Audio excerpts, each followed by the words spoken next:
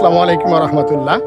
সম্মানিত সদস্যবৃন্দ, আমি মোহাম্মদ নজরুল ইসলাম, আপনাদের সোসাইটির বর্তমান সেক্রেটারি।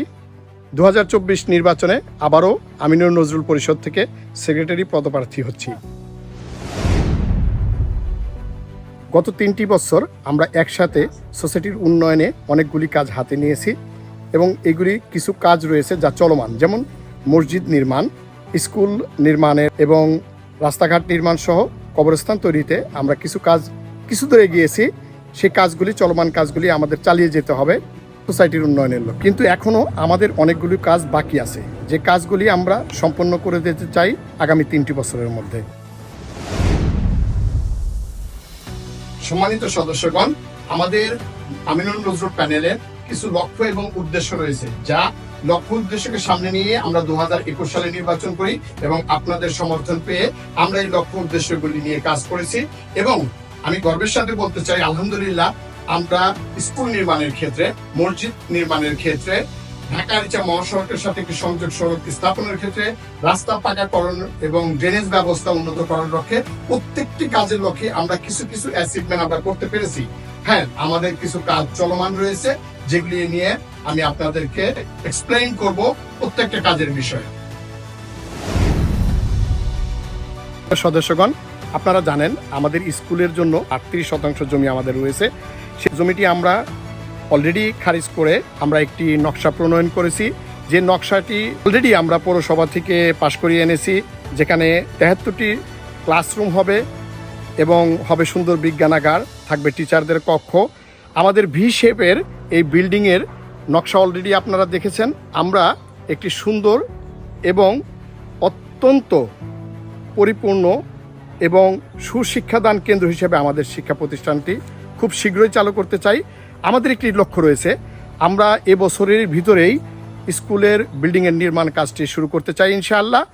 আমরা যদি তা করতে পারি তাহলে 2026 সালের শিক্ষাবর্ষে আমরা স্কুলে ভর্তি নিতে পারবো বলে আশা রাখি এবং আমাদের এই বিদ্যালয় হবে আমাদের সোসাইটির জন্য একটি অত্যন্ত গুরুত্বপূর্ণ এবং আমাদের সোসাইটির পরিবর্তনের মুখ নিয়ে আসতে পারে এই শিক্ষা প্রতিষ্ঠানটি। আমরা 3টি নাম দিয়েছি, এর ভিতরে সম্ভবত আমরা BCSIR society school and college নামে হয়তোবা আমরা স্কুলের নামটি পেয়ে যাব ইনশাআল্লাহ।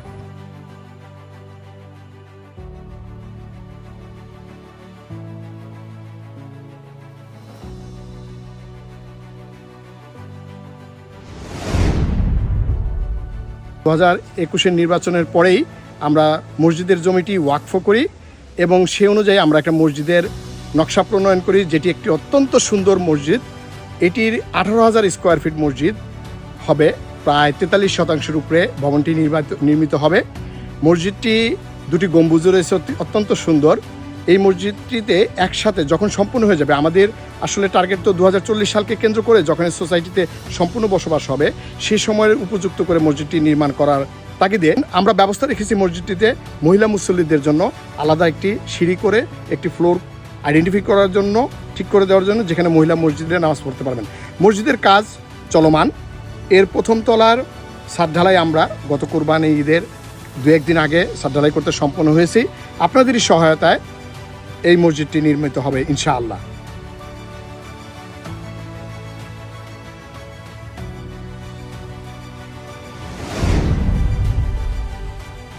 সোসাইটির ড্রেনেজ ব্যবস্থা উন্নয়নের প্রয়োজনীয়তা অনস্বীকার্য।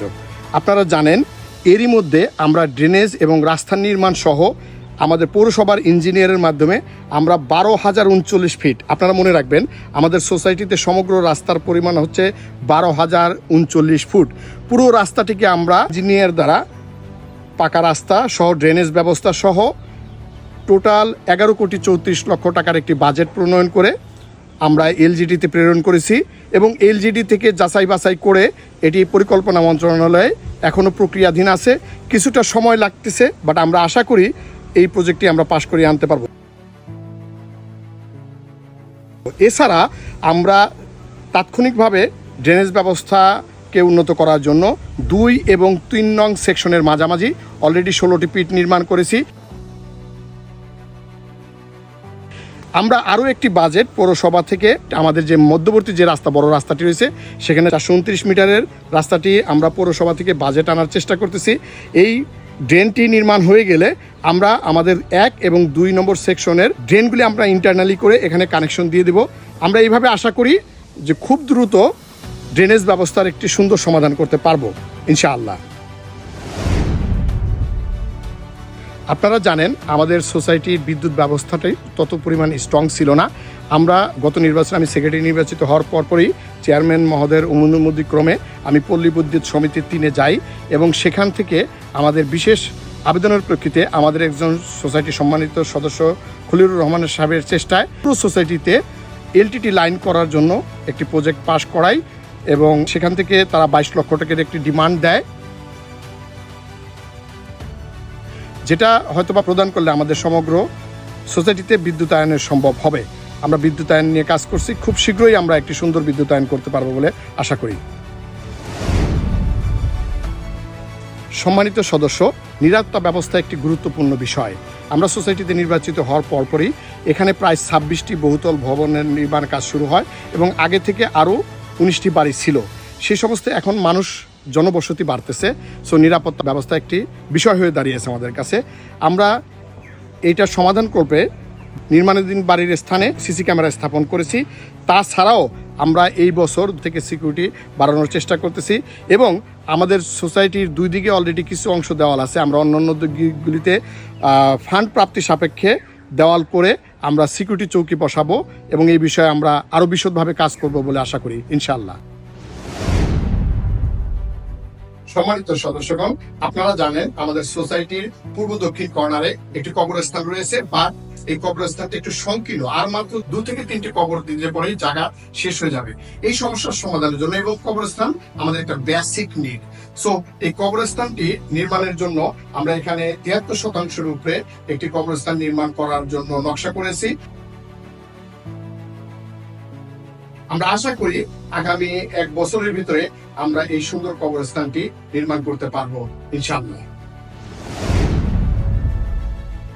সম্মানিত সদস্যগণ, ঢাকা আরিচা মহাসড়ক এর যে লিংক রোডটা আমাদের এটা প্রাণের দাবি, এই সোসাইটির সকলের প্রাণের দাবি। আমি 2013 সাল থেকে এই সড়ক স্থাপনের জন্য কাজ করে যাচ্ছি।